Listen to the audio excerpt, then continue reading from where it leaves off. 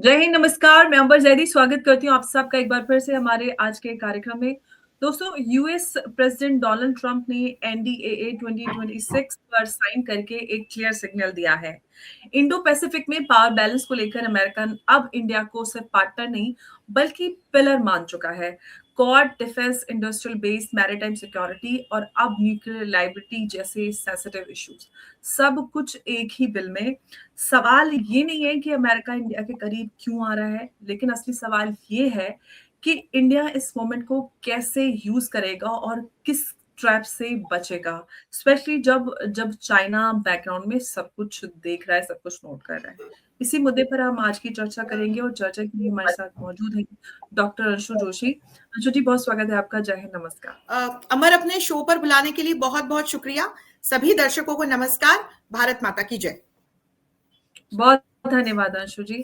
अंशु जी, हम जिस मुद्दे पर आज चर्चा करें, क्या एनडीएए 2026 में इंडिया का रोल स्ट्रेटेजिक पार्टनरशिप है या चाइना को काउंटर करने के लिए एक टैक्टिकल पॉन? अमेरिका की जो स्ट्रेटेजिक कंपटीशन विद चाइना है, इसकी लैंग्वेज बहुत ब्लंट है। इंडिया यहाँ इक्वल स्टेक होल्डर है या फिर फ्रंट लाइन बफर?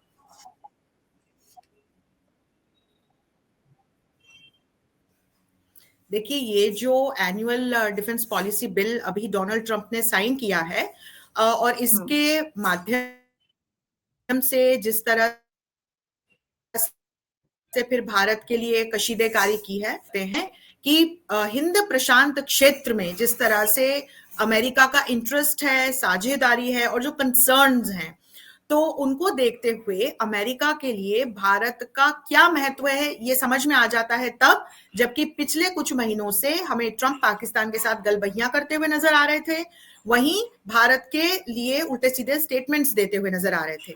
लेकिन इस बिल को, जो कि it is highly significant and strategic in nature, इसको साइन करके उन्होंने इस बात को स्पष्ट कर दिया है कि किस तरह से अमेरिका के लिए क्वाड के माध्यम से यदि हिंद प्रशांत में इस पूरे क्षेत्र को न्यूट्रल बनाए रखना है, इसको प्रॉस्परस बनाए रखना है, इन्फ्लुएंस फ्री बनाए रखना है, तो यहां पर भारत की इक्वल फुटिंग है। बल्कि मैं कहूं कि इस क्षेत्र में भारत का महत्व अमेरिका से कहीं ज्यादा है, क्योंकि जिस तरह से हिंद प्रशांत क्षेत्र के जो और लिटोरल स्टेट्स या हिंद महासागर के भी यदि हम इसमें देशों को सम्मिलित कर लें, तो भारत ने जिस तरह से एक प्रणेता की भूमिका निभाई है, जिस तरह से एक न्यूट्रल पॉलिसी के माध्यम से, चाहे पहले सागर डॉक्ट्रिन लेके आया हो Bharat, security and growth for all, या महासागर डॉक्ट्रिन फिर मॉरिशस से ही हमारे प्रधानमंत्री ने अनाउंस की थी, mutual and holistic security and growth for all.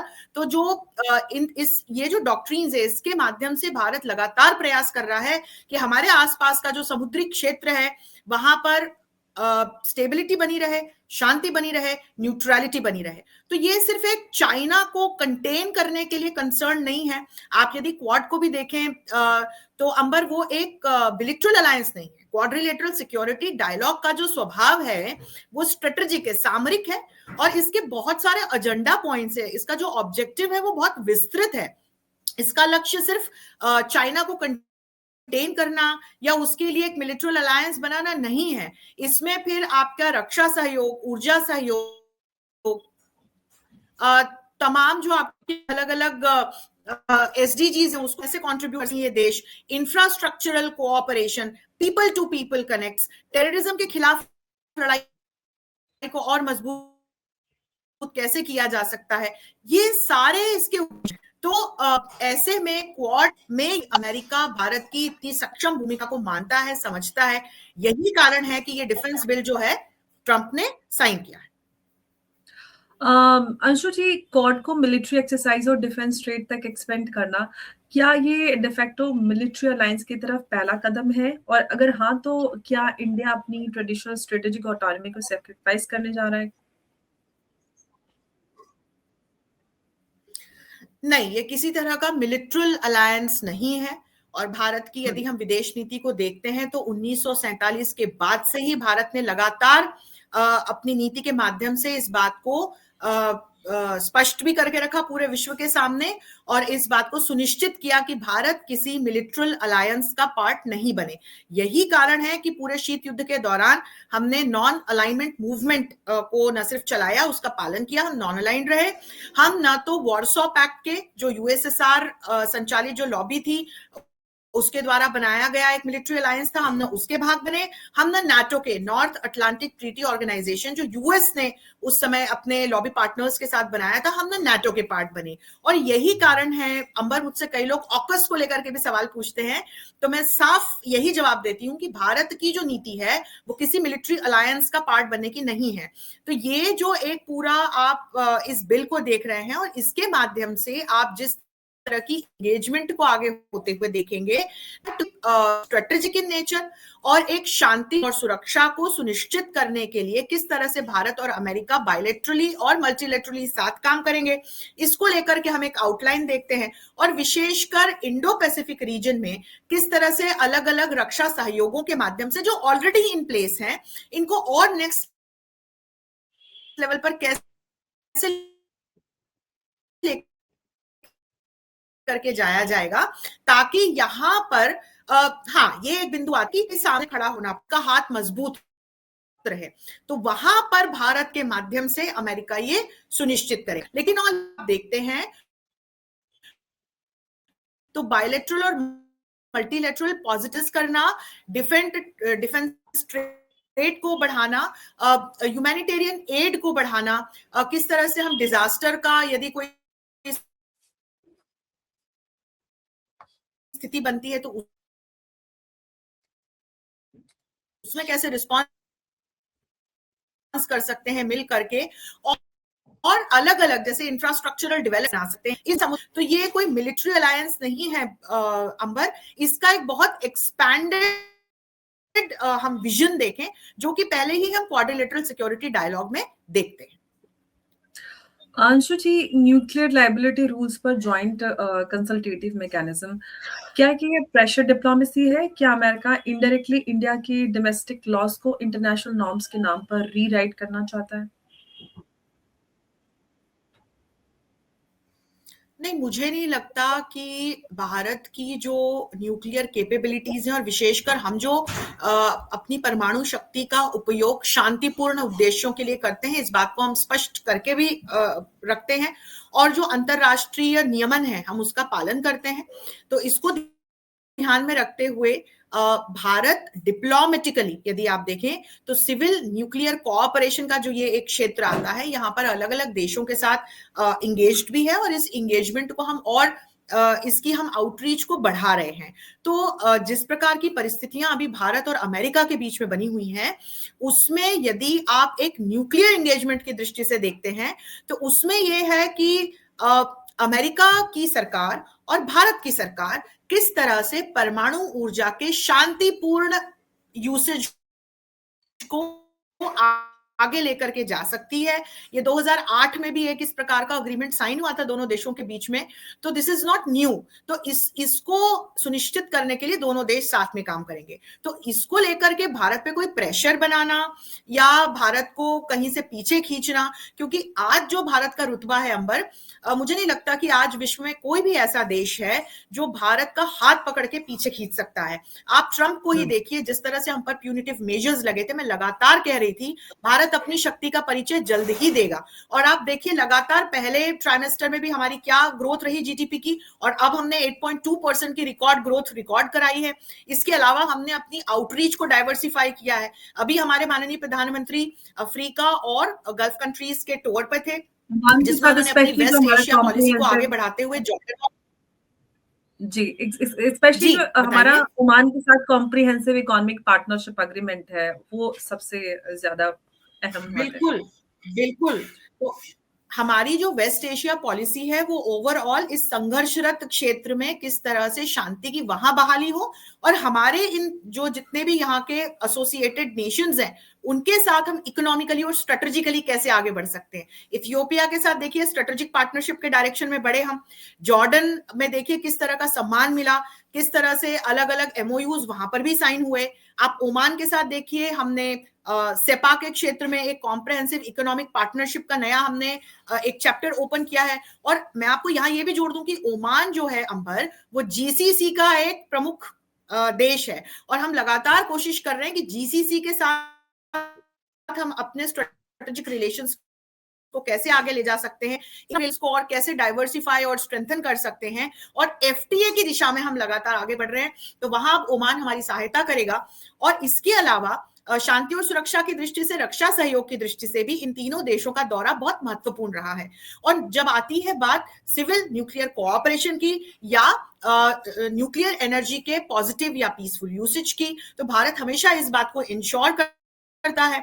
और जितने भी हमारे इंटरनेशनल फ्रेमवर्क्स हैं, जितने भी हमारे इंटरनेशनल हैं, उस भारत, उन मंचों से भारत इस बात को कहता है एज अ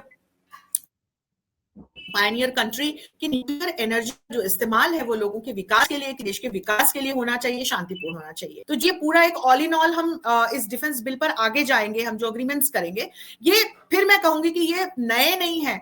ये हमारा जो कई वर्षों से अमेरिका के साथ स्ट्रेटेजिक हम जब चैप्टर को खोलते हैं, उसमें ये सारे जो पिलर्स हैं इन पर हम काम कर रहे हैं, उसी को और स्ट्रेंथन करने के लिए और उसको एक नोवीज टेक्नोलॉजीज के या फ्यूचरिस्टिक पॉइंट ऑफ व्यू से आगे ले जाने के लिए हम काम करेंगे। अच्छा, हम अगर इस बिल की बात ही करें तो डिफेंस इंडस्ट्रियल बेस कॉर्पोरेशन की बात हो रही है, तो उसका मतलब क्या निकलेगा? क्या सिर्फ मेक इन इंडिया के नाम पर असेंबल इन इंडिया रहेगा, या फिर टेक्नोलॉजी ट्रांसफर, आईपीआर और इस तरह का जो सप्लाई चेन कंट्रोल है उसमें भी रियल पावर भारत को मिलेगा? आपने बहुत अच्छा प्रश्न ये पूछा है अंबर। और यदि हम भारत और अमेरिका की डिफेंस पार्टनरशिप की बात करें, रक्षा सहयोग को हम देखें, तो हमने बीते दिनों भारत और अमेरिका के बीच हुए 10 साल के फ्रेमवर्क की भी चर्चा की थी, जिसमें किस तरह से दोनों ही देश एडवांस्ड टेक्नोलॉजी को यूज करते हुए साथ में, जैसे एआई का अगर हम क्षेत्र देखें या हम ड्रोन टेक्नोलॉजी देखें, जेट इंजन्स का क्षेत्र देखें, इसमें कैसे को मैन्युफैक्चर कर सकते हैं, जहां टेक ट्रांसफर की भी बात है, जॉइंट एक्सरसाइजेस की बात है जो हम करते भी हैं बायलैटरली और मल्टीलैटरली, क्वाड के प्लेटफॉर्म से हम करते हैं। यूएस डिफेंस सेल्स को, ये यूएस का इंटरेस्ट है, भारत को कैसे बढ़ाते हुए लेकिन टेक ट्रांसफर के साथ हम कैसे सिग्नल इंटेलिजेंस और संचार के क्षेत्र में हम आगे काम कर सकते हैं। तो इसमें 3 बहुत महत्वपूर्ण जो अग्रीमेंट्स हैं वो भारत ने अमेरिका के साथ पहले ही साइन किए हुए हैं। ये लेमोआ, कॉमकासा और बेका है, और ये सारे संचार प्रणाली में किए गए हमारे समझौते हैं, जिसके माध्यम से एक ट्रस्ट भी दोनों देशों के बीच में बिल्टअप हुआ था। और आप देखिए, लेमोआ जो है वो 2016 में इसका दोनों देशों ने इस पर साइन किए थे, ये लॉजिस्टिक सपोर्ट को लेकर है। कॉमकासा जो है वो कम्युनिकेशंस के क्षेत्र में हमने साइन किया, बहुत इंपॉर्टेंट अग्रीमेंट है। बेका हमने जो जियो स्पेशियल डेटा शेयरिंग है उसको लेकर के किया था, हमें सैटेलाइट एक्सेस मिलना शुरू हुआ अमेरिका का 2020 में। और हमने सौसा किया है जो कि सप्लाई चेन की सिक्योरिटी को सुनिश्चित करने के लिए हमने ये महत्वपूर्ण रक्षा के क्षेत्र में अग्रीमेंट साइन किया, ये हमने 2024 में साइन किया।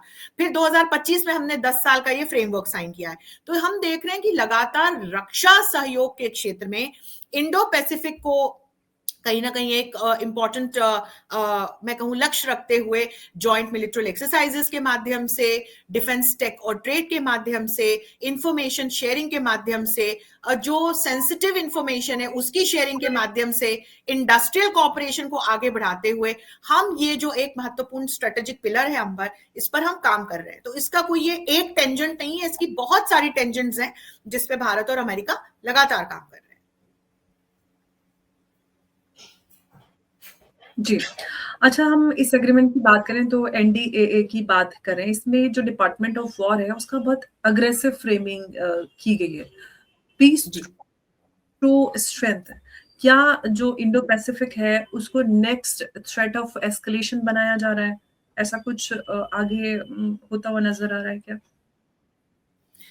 अभी देखिए, अभी जो हमारे सामने खबर आई है, अभी हमारे सामने ऑप्टिक्स आए हैं, इससे जुड़े हुए जो टेंजिबल एक्शन आइटम्स हैं और आउटकम्स हैं, ये तो हमें आगे आने वाले समय में अंबर दिखेंगे।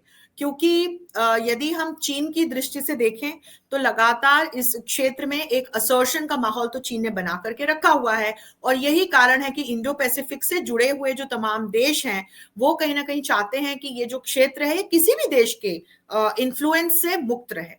और यहाँ पर इसीलिए भारत ने security and growth for all जैसी जो अपनी डॉक्ट्रिन्स बनाई, उसके माध्यम से लगातार जो मेरीटाइम सिक्योरिटी है, सपोर्ट है, आपसी कोलैबोरेशन है, इसको भारत ने आगे बढ़ाया। और यही एक, मुझे आप यदि बिल में डिपार्टमेंट ऑफ वॉर और उससे जुड़े हुए जो अभी हम पॉइंट्स पढ़ रहे हैं, खबरों में जो हमारे सामने आ रहे हैं कि शांति जो है वो लक्ष्य है, लेकिन इसको लेकर के अब आगे तैयारियां की जाएंगी, लेकिन अभी ये स्पष्ट नहीं है कि इन तैयारियों से इनका क्या मतलब है।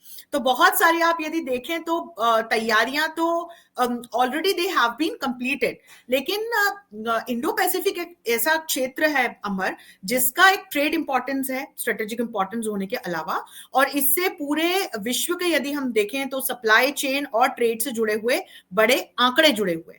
तो मुझे ये नहीं लगता कि नियर फ्यूचर में यहाँ कोई एकदम हम वॉर होते हुए देखेंगे, लेकिन ये तनावपूर्ण स्थितियां लंबे समय से यहाँ पर बनी हुई हैं और कुछ ही दिनों में इसको पूरी तरह से शांतिपूर्ण कर देना भी संभव नहीं है, क्योंकि वहां पर ताइवान और चीन का एक अलग इशू है जो चल रहा है, हम इस बात को भी समझे। तो अभी जो ये पूरा हमारे सामने खबरें आ रही हैं, इससे जुड़े हुए पॉइंट्स आ रहे हैं, ये हम एक ऑप्टिक्स के रूप में देख रहे हैं। अब इससे जुड़े हुए क्या हमारे सामने एक्शन आइटम्स आते हैं, वो जब हमारे सामने आएंगे तभी हम उसको ट्रांसलेट कर पाएंगे कि डिप्लोमेटिकली और स्ट्रेटेजिकली अब इसके आगे हमको क्या चेंजेस आते हुए दिखाई पड़ेंगे। बिल्कुल, क्योंकि ऐसा प्रतीत हो रहा है कि चाइना को काउंटर करने के लिए इंडिया को सेंटर स्टेज पर लाया जा रहा है। क्या अमेरिका जो है वो ताइवान स्टाइल एक लंबा खेल खेल रहा है, और अगर ऐसा है तो इंडिया उसके जो लॉन्ग टर्म कॉस्ट हैं उसका उनको अंदाजा है या नहीं? देखिए, यहाँ पर हमें भारत के इंटरेस्ट्स और भारत की नीति को भी समझना चाहिए। पिछले कुछ महीनों में हमने जो कुछ भी ट्रंप के माध्यम से सहा है, और इसके बावजूद फिर हमने अपनी इकोनॉमी को स्टेबल बनाए रखने में सफलता हासिल की है, उससे ट्रंप को एक बहुत अच्छा संदेश गया है कि आज का जो भारत है वो 70 साल पुराना भारत नहीं है। ये बात पुतिन ने भी जब वह अभी भारत के दौरे पर आए थे तो ये बहुत महत्वपूर्ण वक्तव्य उन्होंने दिया कि ये भारत जो है ये नया भारत है। तो इस भारत के यदि आप नेशनल इंटरेस्ट्स को देखते हैं तो अपनी टेरिटोरियल और आंतरिक सुरक्षा की रक्षा करते हुए, उसे सुनिश्चित करते हुए नागरिकों का कैसे विकास हो, अर्थव्यवस्था कैसे सुदृढ़ हो, और जो सस्टेनेबल डेवलपमेंट गोल्स हैं उनको हम कैसे कंट्रीब्यूट कर सकें, ग्लोबल साउथ को हम कैसे आगे लेके जा सकें। हमारे आसपास हम नेबरहुड फर्स्ट पॉलिसी के माध्यम से, एक्ट ईस्ट पॉलिसी के माध्यम से अपने पूर्व की तरफ जो हमारे जुड़े हुए देश हैं, जिनमें चीन भी एक है, हम लगातार वहां पर सहयोग को बढ़ाने का प्रयास कर रहे हैं।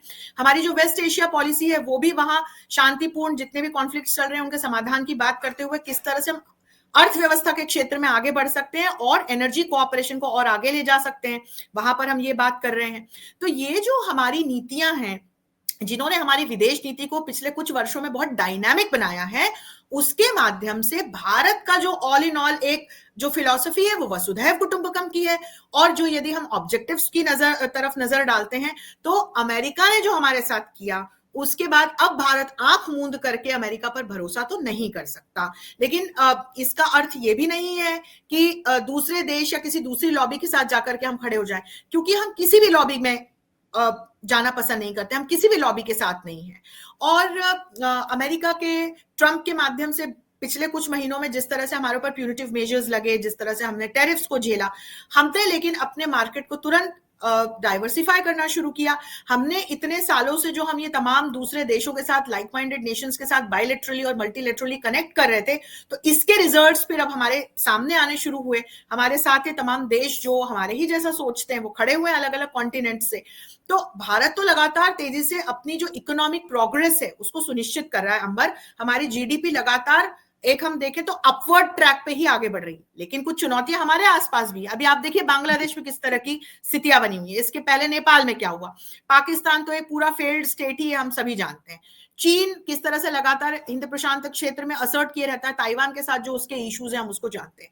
लेकिन पॉलिसी के लेवल पर आप एक बात समझिए, जब आप अमेरिकन पॉलिसी को भी देखते हैं तो वन चाइना पॉलिसी में अमेरिका भी यकीन रखता है और वन चाइना पॉलिसी में भारत भी यकीन रखता है।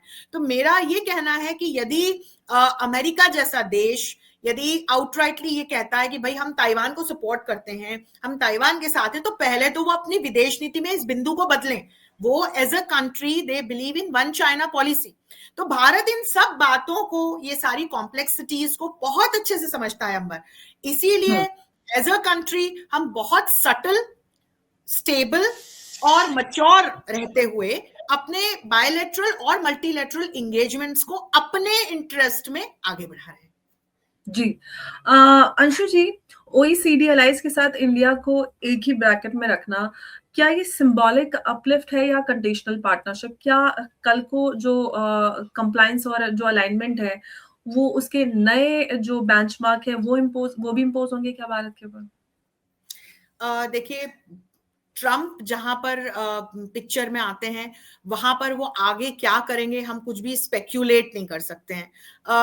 आज हो सकता है कुछ एक अनाउंसमेंट करें और कल हो सकता है कि वो अपने कहे से फिर वो एक यू टर्न ले ले।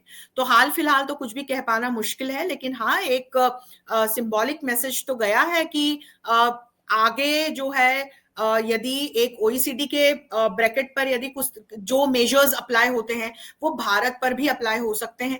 तो मैंने आपसे पहले ही कहा कि भारत बहुत अच्छी तरह से जिस तरह से ट्रम्प एक अलग अलग तरह के स्टेटमेंट्स को लेके एक पैराडॉक्स की सिचुएशन क्रिएट करते हुए आते हैं, तो भारत अब तमाम जो ये इस तरह की चीजें हैं इसके लिए तैयार है। तो मुझे नहीं लगता कि भारत पर यदि अब इस तरह का कोई मेजर या अब अगर कोई रोकने की कोशिश या कोई और अतिरिक्त कर की बात यदि ट्रम्प करते हैं, तो मुझे लगता है कि भारत ने पिछले इन महीनों में बहुत अच्छे से समझ लिया है, सीख लिया है और अपनी जो एक बहुत ही प्रेग्मेटिक पॉलिसी के साथ में भारत ने अपनी एक अप्रोच भी शिफ्ट की है। तो ट्रम्प चाहे जो करें, मैं ये इस बात को मैं सुदृढ़ता के साथ कह सकती हूँ कि भारत के ऊपर कोई फर्क नहीं पड़ने वाला है।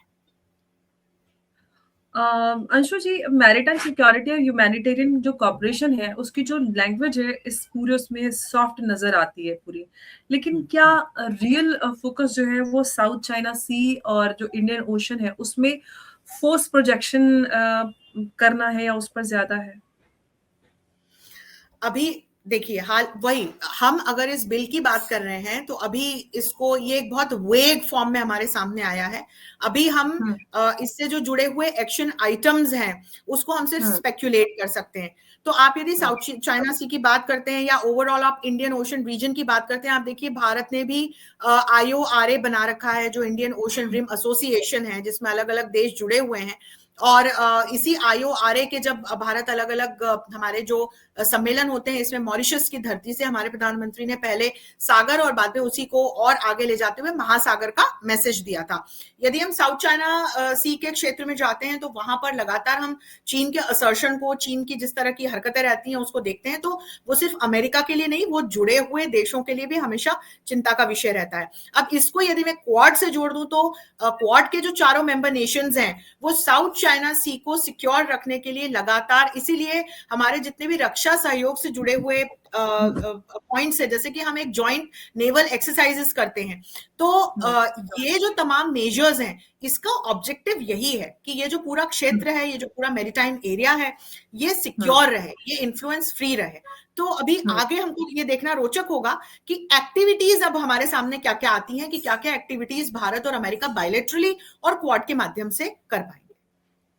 एक सबसे बड़ा अहम सवाल मैं आपसे पूछना चाहती हूँ डॉक्टर जोशी, वो अंतिम प्रश्न है। अगर कल को इंडो पैसिफिक में जो सिचुएशन है वो बहुत ज्यादा हॉट हो जाती है और इस तरह का कुछ हालात पैदा हो जाते हैं, तो अमेरिका और इंडिया की जो रेड लाइंस होंगी वो क्या सेम होंगी, और या फिर इंडिया को क्राइसिस में अकेला छोड़ दिया जाएगा, और जैसे हिस्ट्री में पहले भी हमने इस तरह की चीजें देखी हैं? एक बात तो हम बहुत अच्छी तरह से समझ लें, हमने बीते वर्षों में भी हिंद प्रशांत क्षेत्र में युद्ध की स्थितियां बनते हुए देखी है, बल्कि मैं कहूं कि वहां एक कॉन्फ्लिक्ट तो हमेशा ऑन रहता ही है ताइवान और चीन के बीच में। और इसमें अमेरिका क्या रोल अदा करता है, ये भी आपको याद होगा जब नैन्सी पेलोसी वाला पूरा एक चैप्टर हुआ था, और जिस तरह से अमेरिकन डेलीगेशंस के ताइवान जाने की बात पर चीन ने अपना एक अलग पूरा रूप दिखाया था, और जिस तरह से समुद्री और हवाई रास्तों से फिर चीन ने जिस तरह की एक्शंस की थी, तो उस समय भी पूरा देश, पूरा विश्व जो है वो इस चिंता में पड़ गया था कि कहीं कोई युद्ध ना शुरू हो जाए। लेकिन मैं आपको बहुत अच्छे से बता दूं कि युद्ध की अपनी एक इकोनॉमी होती है, युद्ध से जुड़े हुए भी एक डिप्लोमेसी होती है। तो भारत इस बात को बहुत अच्छे से समझता है कि इस पूरे क्षेत्र को यदि शांत और सुदृढ़ बनाए रखना है, तो उसमें युद्ध नहीं, बल्कि चीन जो खुद इसमें एक पार्टी है, ऐसे देशों का भी एक पॉजिटिव इन्वॉल्वमेंट आवश्यक है। तो क्वाड बना हुआ है, बिल्कुल बना हुआ है, उसमें जापान, ऑस्ट्रेलिया, भारत और अमेरिका को हम लगातार इन एक्शन देखते हैं। लेकिन इसका अर्थ ये बिल्कुल नहीं है कि यदि कोई ऐसी वॉर की या कॉन्फ्लिक्ट की स्थिति बनती है तो भारत उसमें कूद करके खड़ा हो जाएगा। व्हाटएवर विल हैपन, अगर ये क्वाड के माध्यम से कोई, और पहली बात तो ये हम सब स्पेक्युलेट कर रहे हैं, यदि चीन इस तरह की कोई हरकत करता है, चीन की अपनी आंतरिक आर्थिक चुनौतियां हैं और युद्ध से जुड़े हुए खर्चों को चीन बहुत अच्छे से समझता है। यही कारण है कि चीन डराता तो है, लेकिन यहां पर कोई युद्ध शुरू कर पाने का साहस नहीं करता है, क्योंकि चीन को अच्छे से पता है कि रशिया यूक्रेन युद्ध में ऑलरेडी संलिप्त है। पाकिस्तान चीन की किस प्रकार की सहायता कर पाएगा, यह भी चीन बहुत अच्छे से जानता है। यदि किसी प्रकार का यहां पर कोई वॉर शुरू होता है तो चीन बहुत अच्छे से जानता है कि यहां वो अकेला ही खड़ा रह जाएगा, जबकि जो दूसरे साइड जो है, आपको बहुत सारे शक्तिवान देश एक साथ खड़े हुए मिल जाएंगे, जो अपने आप में, आप यदि एक रक्षा क्षेत्र की दृष्टि से देखें, आर्थिक क्षेत्र की दृष्टि से देखें, दे आर क्वाइट केपेबल। तो पहली बात तो इस चीज को, इस बिंदु को समझते हुए चीन कभी भी युद्ध तक यहां पर स्थितियों को नहीं ले जाएगा। आप देखिए, वो जाता है ताइवान के आसपास कुछ एक्टिविटीज करता है, फिर शांत हो जाता है, लेकिन कभी भी एक इन्वेजन या अटैक करना ये चीन नहीं करता। इसके पीछे का डिप्लोमेटिक रीजन ये है। तो लेकिन अगर ऐसी कोई स्थिति बनती है तो भारत एज अ नेशन इसमें पार्टिसिपेट नहीं करेगा, क्योंकि चीन भारत पर आक्रमण नहीं कर रहा। पहली बात तो हम ये बात समझे, यदि हमारी किसी भी प्रकार की सुरक्षा पर आंच आती है, हमारी टेरिटरी में आकर यदि चीन आक्रमण करता है, तब भारत को उसका जवाब देना बहुत अच्छे से आता है। इसके लिए भारत को अमेरिका की भी आवश्यकता नहीं है, और अमेरिका पहले भी कभी हमारे साथ नहीं आया। लेकिन हिंद प्रशांत क्षेत्र में यदि कुछ होता है तो वहां जो कुछ भी होगा, रिस्पांस जो होगा वो एज अ ग्रुप होगा अंबर, वो एज अ नेशन। तो आप जो कह रही हैं कि अमेरिका छोड़ करके भाग जाएगा, वो अमेरिका नहीं कर सकता है। और इसीलिए ये तमाम जो अग्रीमेंट्स हम क्वाड में देखते हैं, जो हम डिफेंस फ्रेमवर्क्स देखते हैं, जो ये सारा हम यहाँ पे नियमन जो देखते हैं, वो इसीलिए बने हुए हैं। जी। तो एनडीएए 2026, अगर हम इस बिल की बात करते हैं तो ये एक जियोपॉलिटिकल रोड मैप है। अमेरिका ने जो अपनी प्रायोरिटीज हैं वो एकदम साफ कर दी हैं। अब जो बॉल है वो इंडिया के कोर्ट में है, और स्ट्रेटेजिक पार्टनरशिप और स्ट्रेटेजिक डिपेंडेंस के बीच ये एक बहुत पतली लाइन होती है, जो थिन लाइन की हम बात करते हैं। और सवाल ये है कि क्या इंडिया इस बिल को अपनी डिफेंस कैपेबिलिटीज और इंडस्ट्रियल स्ट्रेंथ और डिप्लोमेटिक लेवरेज बढ़ाने के लिए यूज करेगा, या फिर जो इंडो पैसिफिक है उसकी ग्रेट पावर जो राइवलरी है उसमें एक परमानेंट प्रेशर पॉइंट बनकर रह जाएगा। इसी के साथ अंशु जी, आपका बहुत बहुत धन्यवाद हमारे साथ इस चर्चा में जुड़ने के लिए। नमस्कार, जय हिंद, जय भारत। बहुत बहुत धन्यवाद अंबर। भारत माता की जय। भारत माता की